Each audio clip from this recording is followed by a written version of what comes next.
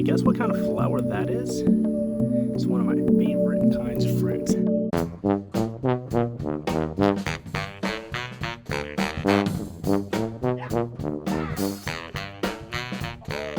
Hey, J.R. Lewis here, and today's episode is about pineapples. So each one of those flowers turns into an actual pineapple. It is very easy if you're in tropical or subtropical areas, or even possibly up north if you have a real good greenhouse set up to grow pineapples. And I'm going to show you my pineapple forest while I explain about how they work. So you typically, when you plant a pineapple, it takes about 2 years for it to produce. That first year you plant it, you won't usually get pineapples. And then after that, it'll produce consistently for a few years, and then it'll eventually produce a little tiny baby pineapple that doesn't have very much flavor.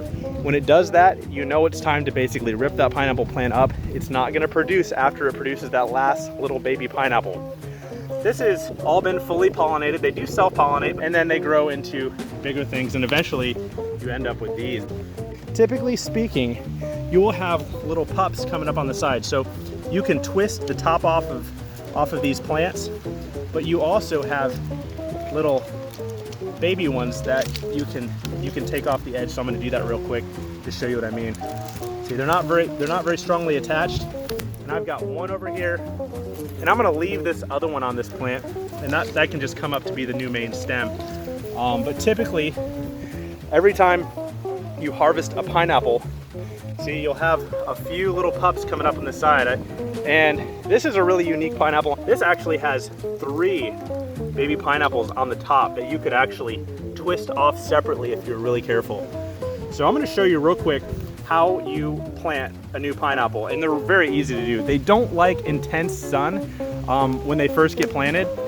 So if you're going to put it in full sun, make sure you give it real nice, good, rich soil. You know, they come from volcanic regions, so don't just put them in like a nutrient-deprived sunny spot. It'll probably kill them. So I'm going to show you how this is done. So I'm going to try to hold this camera. I'm going to actually have to hold it with my foot to show you, because I'm holding the other side with the camera. But you want to twist this off. Some people will try cutting it here.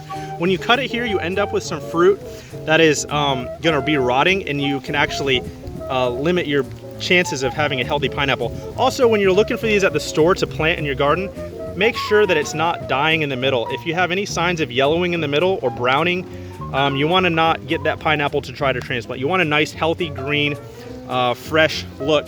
Also, these pineapples, when you let them ripen up in your yard, they are so sweet. They're sweeter than anything you've ever had in the store. But sometimes you eat a pineapple and it's so sour, and like the next day, it's almost like it cuts up your mouth a little bit. You don't really have that with these.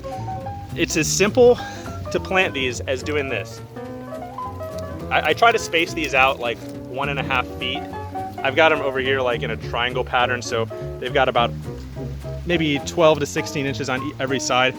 I'm just gonna kind of continue the pattern, and I'm just twisting a corkscrew in or something, I'm just a gentle twist into the ground. Didn't go very deep, just to kind of show you. This edge, the part where it's dirty, it'll kind of start producing roots out the edge. You want to be really careful in the amount of compost you're using. If you use fresh compost, or if you chop up leaves of a pineapple and put a lot of them right next to another pineapple plant, you can actually sometimes cause rot to spread, you know, to the next pineapple, and then that pineapple will die. These things really like to be planted in the ground if you can, and the best place to do that is in a place with good drainage, so kind of raise it up a little bit and give it plenty of nutrients.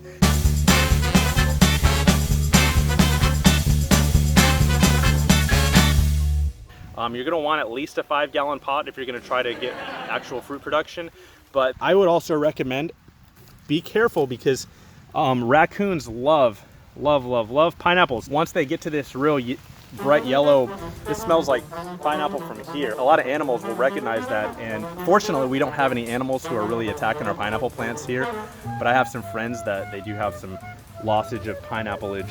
They have chicken wire fences around them. Once they start to turn yellow, that's when you can pick them.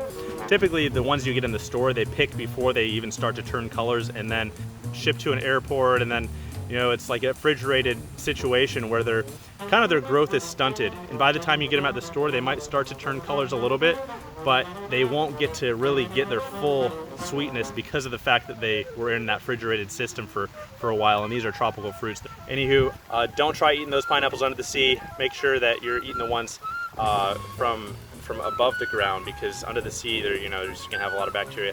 Anyway, I'm glad that I got to harvest a few of these before I go on my road trip. And as I go on this road trip, I'm gonna be meeting with some other gardeners, showing you some of the tricks that they've learned too. If you're interested in the health benefits of pineapples, make sure to check the description of this video. There's a link to an article on health benefits of pineapples, so you should definitely check that out. We really appreciate your support. Anyway, happy gardening to all you all out there. I will see you next time.